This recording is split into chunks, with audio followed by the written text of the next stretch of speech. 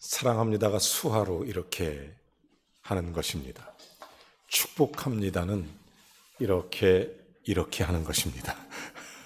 어설프지만 한번 해보겠습니다. 사랑합니다. 축복합니다. 우리가 또 언택트 시대에 한번 이렇게 인사하는 것도 좋은 것 같아요. 그렇죠? 이렇게. 여러분, 예수 안에서 은혜와 평강이 가득하시기를 주의 이름으로 축원합니다. 오늘은 야곱의 인생을 한번 깊이 보면서 하나님께서 세워주시는, 또 사랑하는 우리의 삶의 모습을 아름답게 믿음으로 세워가는 복된 시간 되기를 주의 이름으로 축원합니다.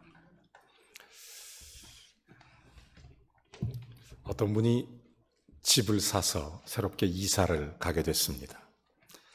이사를 가는 김에 가구를 좀 싹 바꿔보자, 그런 마음이 들어서 이제 집안의 가구를 싹 바꿨는데 어딘가 모르게 뭔가 좀 허전한 것 같습니다. 그래서 아무리 돌아봐도 도대체 뭔가 이유를 모르겠는데 가만히 생각해 보니까 우리 집에 예쁜 꽃병이 하나 있으면 좋겠다. 그러니까 집을 좀 화사하게, 분위기가 좀 새롭게 이거를 하고 싶다는 생각이 들어서 꽃병 파는 가게에 가게 됐던 것입니다. 근데 가게에 보니까 유난히 진열장에 딱 진열되어 있는 빨간색 꽃병이 하나 있는데 그게 그렇게 마음에 들 수가 없어요. 집주인한테, 가게 주인한테 얘기합니다. 이 꽃병을 좀 나에게 파십시오. 그랬더니 가게 주인이 놀라운 대답을 합니다. 이 꽃병 빼고 다 팔 테니까. 이 꽃병은 팔 수가 없습니다. 그냥 진열해 놓는 것입니다. 아니, 왜 못 팝니까? 그랬더니 이 꽃병을 못 파는 사연을 들려주기 시작합니다. 자기는 원래 인간 쓰레기 같은 사람이었다는 것입니다. 그렇게 살고 있는데 자기 친구 하나가 자기를 위해 기도하다가 함께 교회 가자고 권면해서 교회를 한번 따라갔는데 주의 성령이 그에게 임해서 마음속에 그리스도 안에 진심으로 회개하고 예배를 마치고 딱 밖에 나오니까 세상이 완전히 달라 보이더라는 것입니다. 매일 보는 그 햇빛이 아니고, 매일 보는 그 자연이 아니고, 매일 보는 그런 세상이 아니었습니다. 심지어 자기 같은 쓰레기통도 그냥 보이지가 않았습니다. 쓰레기통 옆에 보니 작은 진흙더미 무리가 하나 있어서 비닐봉지에 그 진흙을 담아서 집으로 가지고 온 것입니다. 마침 이 사람에게는 도자기를 만드는 기술이 있어서 이 사람이 그 진흙을 가지고 정성껏 이 도자기를 만들면서 이렇게 말했습니다. 예수님이 나를 새롭게 하는 것처럼 나도 너처럼 새로워졌으면 좋겠다. 쓰레기통 옆에 진흙이지만 완전히 새로워졌으면 좋겠다. 그런 마음으로 그 꽃병을 만들었던 것입니다. 그리고 가게에 진열해 놓고 나는 다시는 옛날로 돌아가지 않을 거야. 나는 이제 새로운 사람이야.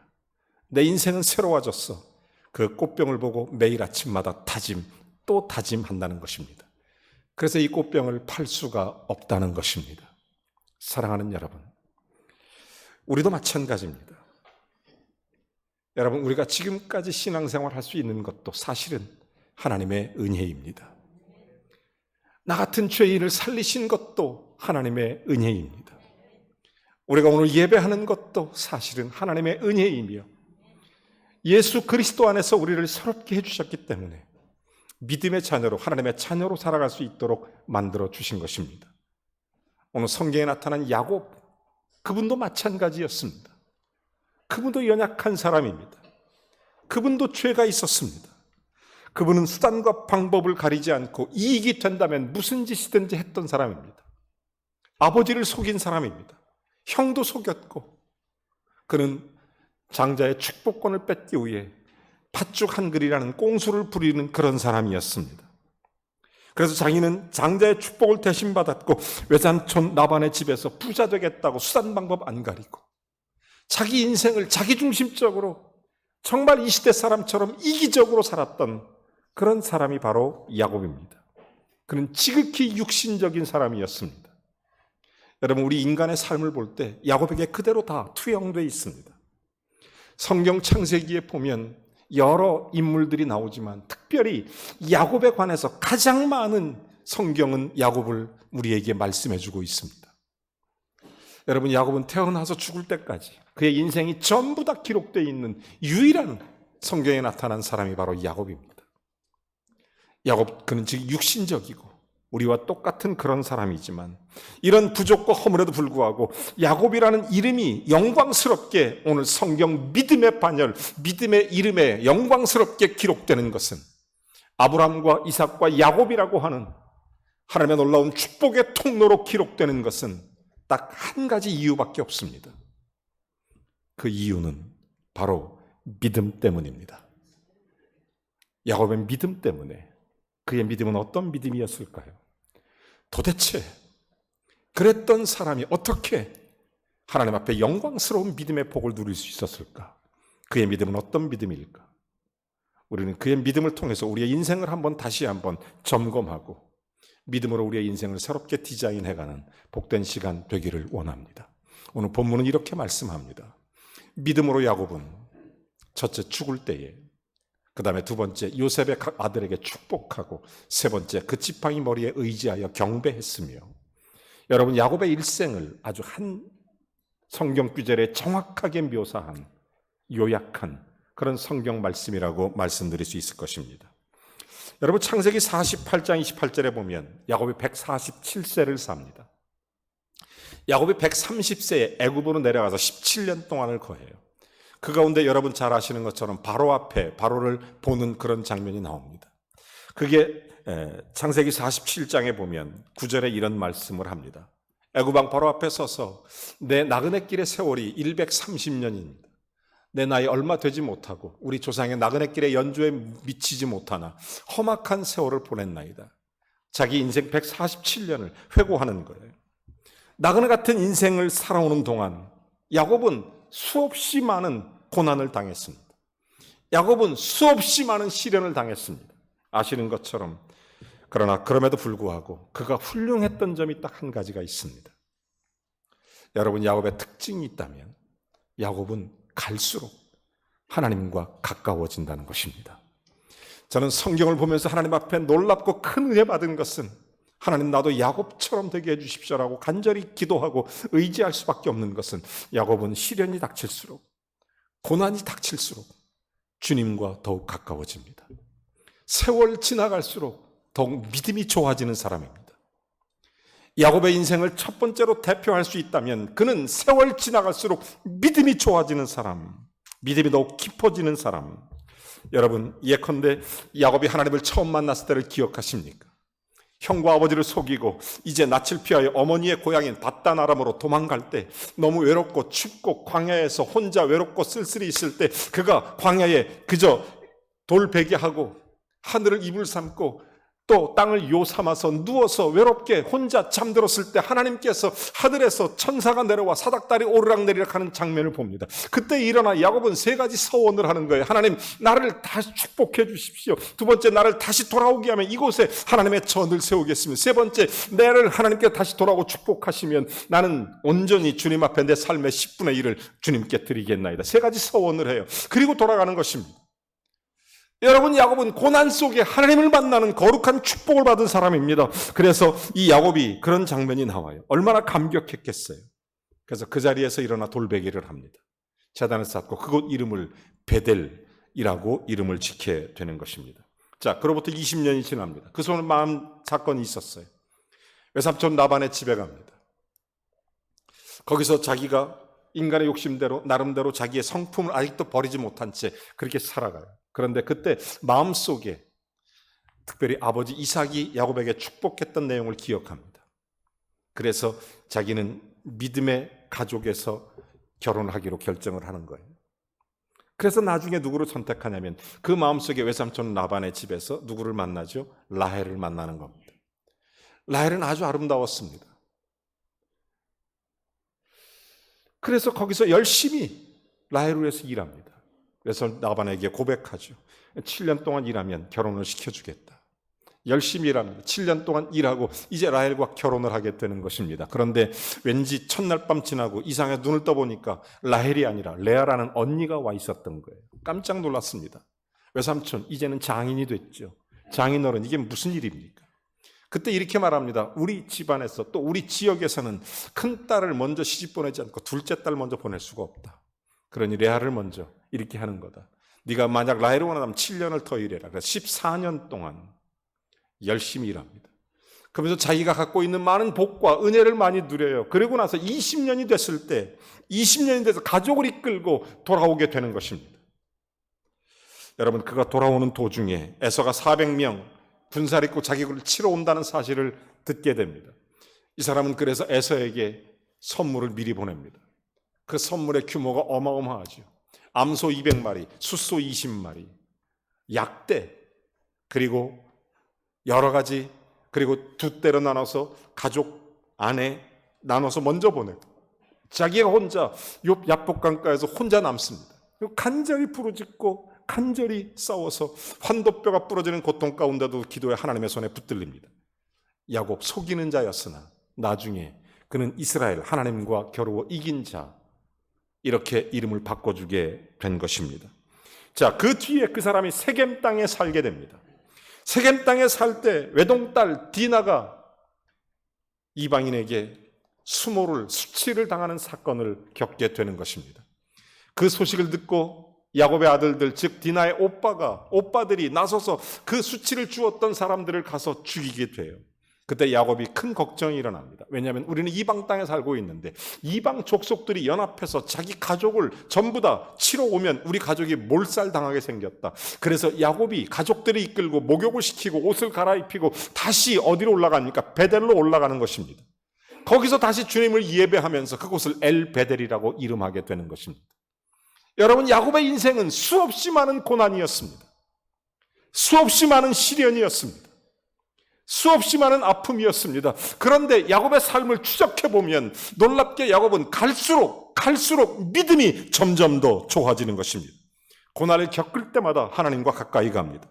자기의 잘못을 깨닫고 성령의 길을 걸어갑니다. 그 결과 그는 믿음이 점점 더 좋아졌습니다. 사랑하는 여러분, 우리도 어제보다 오늘이 믿음이 더 좋아지길 주의 이름으로 축원합니다. 오늘보다 내일 믿음이 더 좋아지기를 주의 이름으로 축원합니다. 우린 여전히 연약합니다. 야곱과 같이 이기적일 수 있고 부족할 수 있고 우린 세상 살면서 여러 가지로 허물과 죄악이 많은 사람일 수 있습니다.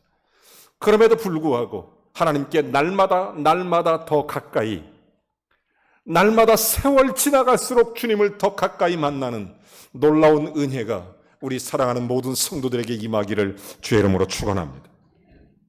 나중에 어느 정도까지 가냐면 이제 야곱이 나이가 들어서 자녀들을 축복하는 장면이 나와요.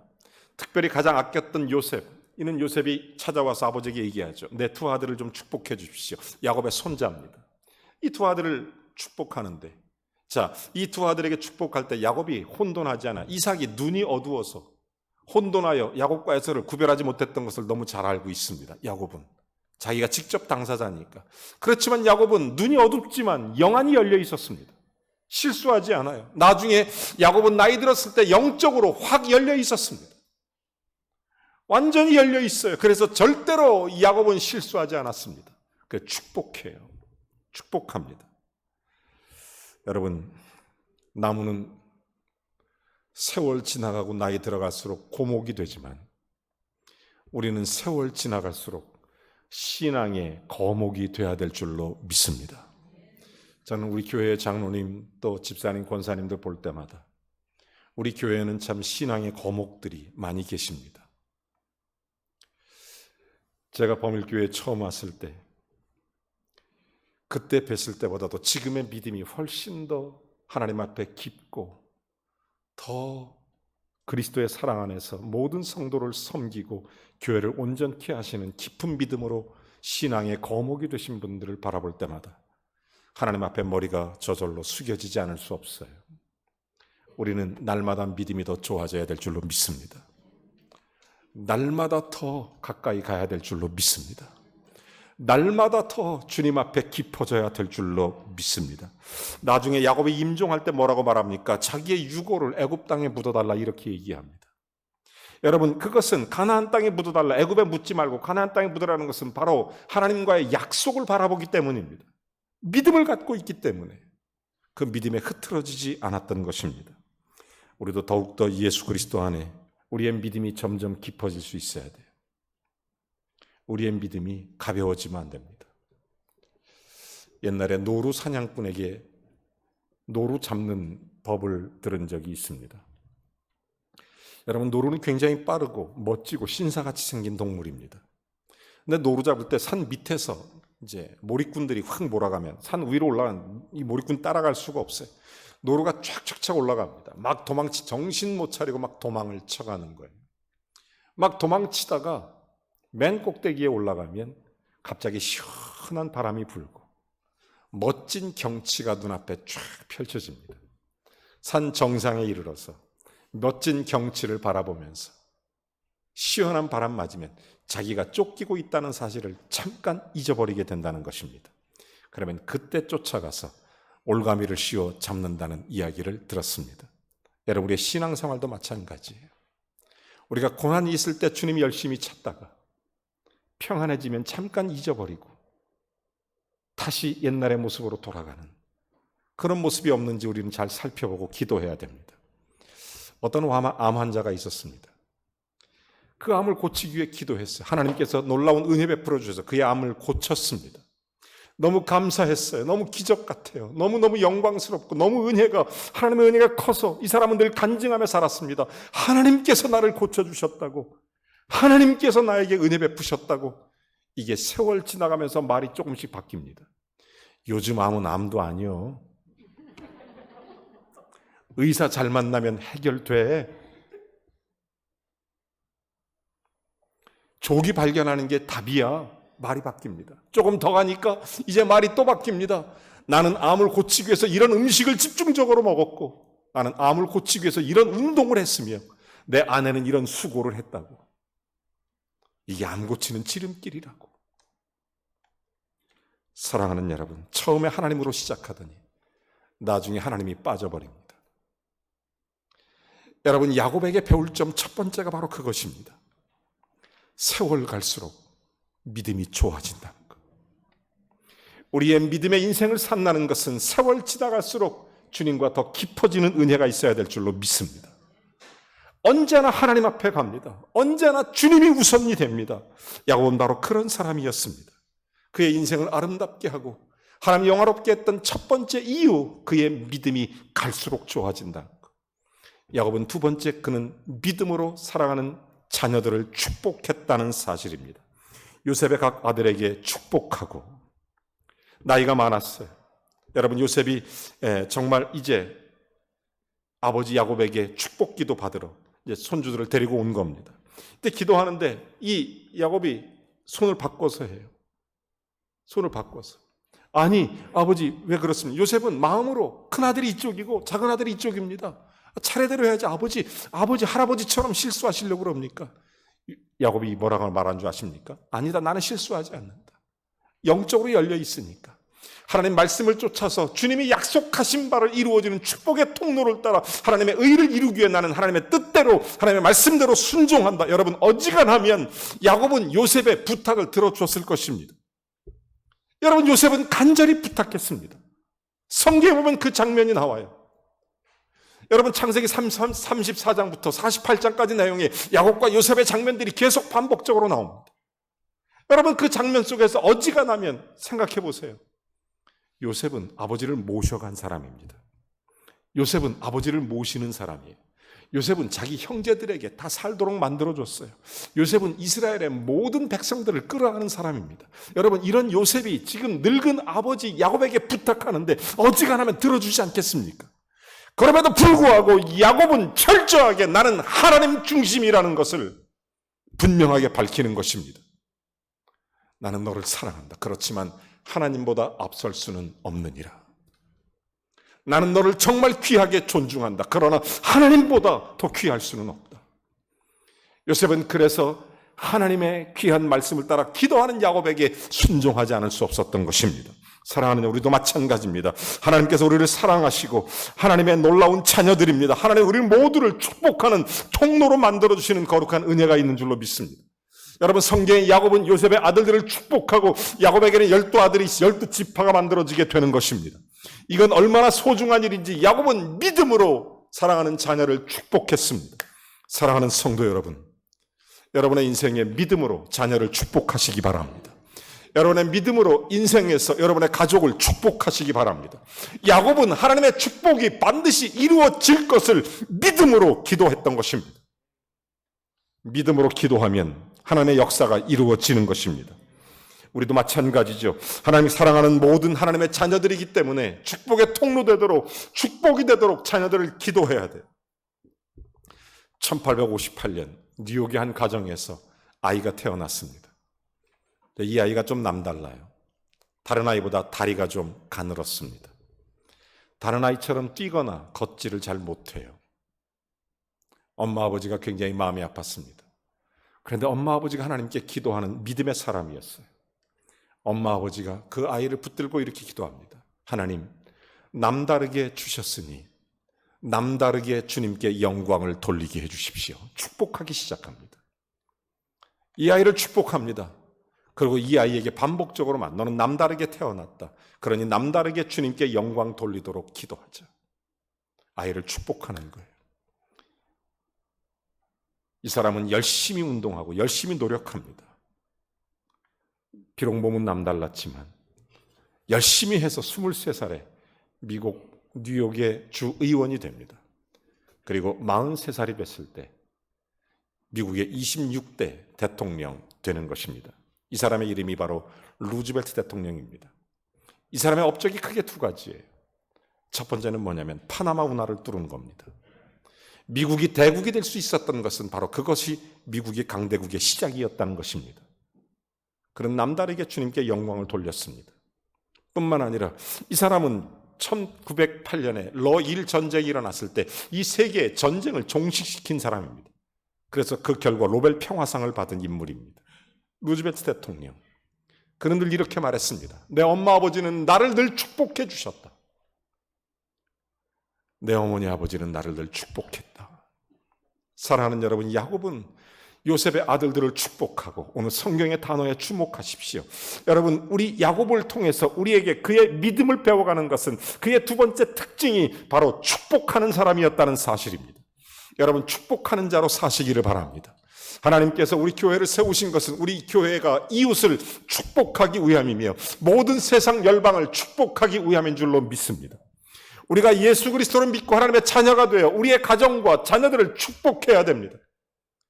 남다른 사람이 있다면 남다른 영광을 돌리도록 축복해야 합니다. 부족한 사람이 있다면 부족한 가운데 주님이 채우셔서 주의 영광을 받으시도록 축복해야 합니다. 사랑하는 여러분, 야곱, 바로 요셉에게 그렇게 축복했던 사람. 우리는 가끔 하나님의 축복의 통로가 무엇이냐를 모르는 사람이 있어요. 어느 날 미국의 시카고에서 한 부자가 열심히 일해서 돈을 많이 벌었어요. 이 돈을 많이 벌다 보니까 무슨 생각이 들었냐면 요즘에 양조장을 하면 돈을 많이 번다. 그래서 시카고에 양조장을 크게 세우려고 큰 땅을 사고 기공 예배를 드리는데 자기가 다니는 교회 목사님이 무디 목사님이셨어요. 그 무디 목사님에게 기공 예배에 참석해서 축복 기도를 해달라고 부탁했던 것입니다. 자, 이제 순서가 지나가고 무디 목사님이 기도할 차례가 됐어요. 근데 무디 목사님이 단에 올라 이렇게 기도하기 시작합니다. 하나님 아버지, 만약 이곳에 양조상이 들어선다면 즉시 망하게 해주시옵소서. 이 땅의 임자가 물질만 밝히는 사람이 되지 않게 하옵소서. 오히려 이 땅을 통하여 하나님께 영광을 돌리게 하옵소서. 그래서 마음으로 간절히 기도하면서 주여 원하옵기는 이 땅 임자가 마음이 바뀌어서 양조장이 아니라 주님의 성전이 되게 하옵소서. 기도했어요. 근데 이 사람이 심플한 사람이에요. 목사님 기도를 받고 기도가 끝나고 기고식을 마친 후에 목사님을 찾아갑니다. 그리고 얘기해요. 목사님, 제가 양조장을 포기하겠습니다. 그곳에 교회가 세워집니다. 여러분, 그 교회가 시카고 제1교회입니다. 여러분, 그 교회를 통해서 벌써 수백 년 동안 수많은 사람들이 예수를 믿고 거듭났습니다. 그 교회는 지금 현재 80명의 선교사 가정을 파송했습니다. 약 200여 개의 선교와 어려운 가난한 지역을 돕고 있는 교회입니다. 지금도 수천 명, 수만 명이 모여서 예배하는 교회입니다. 역사 가운데 수많은 사람들이 하나님께 영광을 돌리게 됐습니다. 여러분, 우리가 축복하면 변하여 영광이 될 줄로 믿습니다. 여러분, 우리의 삶에, 우리의 가정에, 우리 연약함에 예수 그리스도의 이름으로 축복하십시오. 야곱은 그런 믿음이 있었습니다. 야곱은 그런 믿음이 있기 때문에 하나님께 간절히 기도해서 주의 영광의 거룩한 역사를 만들어낼 수 있었습니다. 여러분, 우리도 우리의 자녀들을 위해서 기도하고 하나님의 뜻이 그들의 삶 속에 이루어지도록 기도해야 되는 것이 얼마나 중요한 일인지 모릅니다. 저는 끝으로 야곱을 통해서 우리가 정말 믿음의 인생을 세워갈 때 놓치지 말아야 될 가장 중요한 부분이 있다면 야곱은 언제 어디서나 예배자였다는 사실입니다. 그의 마지막의 모습은 이런 것입니다. 그는 지팡이 머리에 의지하여 하나님을 경배하였더니, 오늘 성경은 그렇게 말씀하죠. 자기의 머리를 지팡이에 의지하여 하나님께 경배하였더니, 야곱은 예배의 사람이었습니다. 그에게 부족과 허물이 많았습니다. 그는 어린 시절 외삼촌 집에 갈 때 베델 땅에서 예배했습니다. 다시 돌아와서 다시 엘 베델로 예배했습니다. 바단 아람으로 났을 때는 엘 엘로이 이스라엘이라고 명명하며 그는 예배했습니다. 세겜 땅에 가서도 예배했습니다. 부엘세바 자기 어머니 고향으로 갈 때도 예배했습니다. 언제든지 그는 예배의 탄을 쌓았습니다. 그는 죽을 때까지 예배했습니다. 가는 곳마다 하나님의 제단을 쌓아요.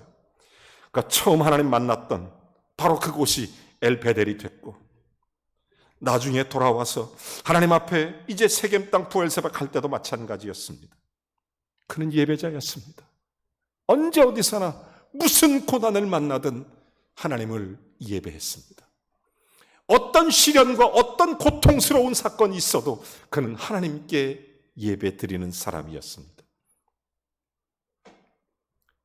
미국의 남북전쟁이 있을 때 아브라함 링컨이 남북전쟁의 리더였었어요. 전쟁이 너무 치열하다 보니까 사람들이 많이 죽고 다치고 국가가 풍전등화의 위기에 있었습니다. 그럴 때마다 아브라함은 늘 기도하고 늘 예배에 성실하게 최선을 다했습니다. 그는 예배자였고 예배에 빠지지 않았어요. 늘 예배했습니다. 전쟁이 치열하고 너무 전쟁 사상자가 많이 나니까 어느 날 교회에서 예배를 드리는데 목사님께서 광고했습니다. 우리가 예배를 당분간 중단해야 될 것 같습니다. 전쟁이 너무 많고 사상자도 있고 너무 위험하니까 예배를 중단합시다. 그때 아브라함 링컨 손을 들고 이렇게 얘기합니다. 목사님, 예배를 중단하다니요? 지금이야말로 교회가 해야 될 일을 해야 되지 않습니까? 지금이야말로 교회가 나라를 위해서 기도하고 지금이야말로 예배하여 이 나라와 민족을 건져야 되지 않겠습니까? 백악관을 기도실로 만든 대통령이라는 아브라함 링컨의 자서전에 보면 남북전쟁 승리의 최고의 요인이 있다면 나는 그때 예배하였다입니다. 사랑하는 성도 여러분, 야곱은 어떤 순간에도 예배자였습니다. 어떤 일이 있어도 예배를 포기하지 않습니다. 교회 사명 가운데 제일 중요한 사명이 무엇입니까? 봉사입니까? 구제입니까? 교육입니까? 선교 전도입니까? 여러분, 살아계신 하나님께 예배하는 것입니다. 생각해 보십시오. 왜 하나님께서 인간을 하나님의 형상을 따라 지으셨을까요? 왜 하나님께서 안식일을 제정했고, 왜 하나님께서 안식일을 거룩히 지키라고 명하셨고, 왜 하나님께서 이스라엘 백성을 출애굽하여 성막을 지켜야 하시고 그 성막을 향하여 모든 이스라엘 지파들이 함께 모여 공동체로 예배하라 하셨으며, 왜 신약시대에 예수 그리스도는 부활 승천하시면서 예수 믿고 믿는 믿음의 사람들에게 교회라고 명하시고 그들을 불러내어 에클레시아라는 공동체 초대교회를 만드셨을까요? 하나님께 예배하기 위함이.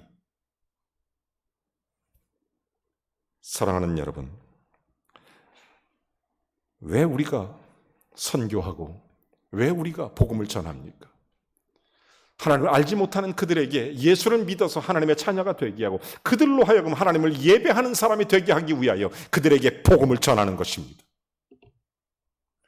여러분, 복음을 전하는 궁극적인 목적이 무엇입니까? 그들의 영혼이 구원받는 것. 예수 믿는다. 이 말은 바꿔 말하면 나는 하나님을 경배하고 나는 하나님을 예배하는 사람이다. 바로 이 말이 되는 것입니다. 교회의 사명. 야곱은 철저히 하나님 앞에 예배자로 살았습니다. 저는 오늘 여러분에게 세 가지를 말씀드렸습니다.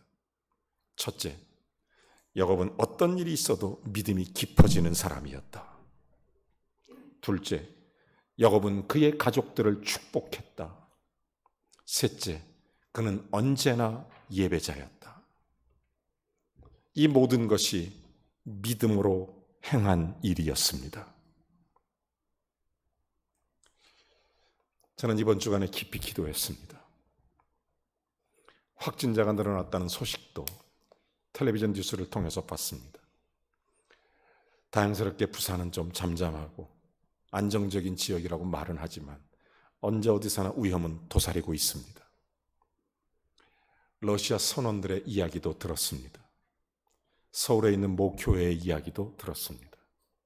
하나님께 기도했습니다. 하나님, 우리 사랑하는 성도님들 몸된 교회 불꽃 같은 눈으로 눈동자처럼 살펴주십시오. 보호해 주십시오. 그렇게 기도하는 가운데 성령께서 제 마음을 움직이셨습니다. 여러분, 예수 그리스도가 십자가를 지시던 장면을 기억하십니까? 예수님이 십자가를 지실 때 밑에 있던 군병들과 세상 사람들은 예수님을 조롱했습니다. 너 왜 십자가를 지려고 하느냐? 네가 하나님의 아들이거든 내려와라. 너 그럴 능력이 있지 않느냐? 너 살아야 될 거 아니냐? 예수님 왜 죽으셨을까? 저와 여러분 때문입니다. 이 시대 교회가 해야 될 일이 무엇일까요? 여러분, 우리는 이웃에게 축복의 통로가 되어야 됩니다. 기도해 주세요. 믿음으로 기도해야 돼요. 믿음으로 이웃을 살려내야 됩니다. 예수님이 우리를 위해 십자가를 지셔서 저와 여러분의 생명을 살리신 것처럼 교회는 그런 사명이 있습니다. 야곱이 자녀들에게 축복의 통로가 된 것처럼 교회는 이웃을 축복할 의무가 있습니다. 여러분, 이 시대와 역사 앞에 우리 교회가 무엇이 두렵습니까? 도대체 무엇이 걱정되십니까?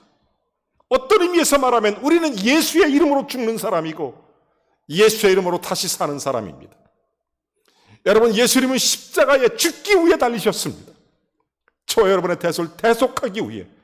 예수님은 자기 자신이 살기 위해 달리신 게 아닙니다. 우리의 모든 짐을 지기 위해 달리신 분이십니다. 무엇이 걱정되십니까?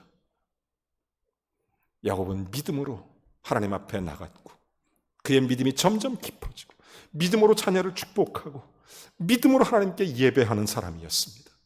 사랑하는 성도 여러분, 믿음으로 세상을 보십시오. 믿음으로 역사를 보십시오. 믿음으로 하나님을 구하십시오. 하나님을 찾으십시오. 믿음으로 우리의 인생을 견고하게 세워서 하나님을 영화롭게 하는 하나님의 사람들, 믿음의 야곱 같은 하나님의 자녀들 되시기를 주의 이름으로 축원합니다.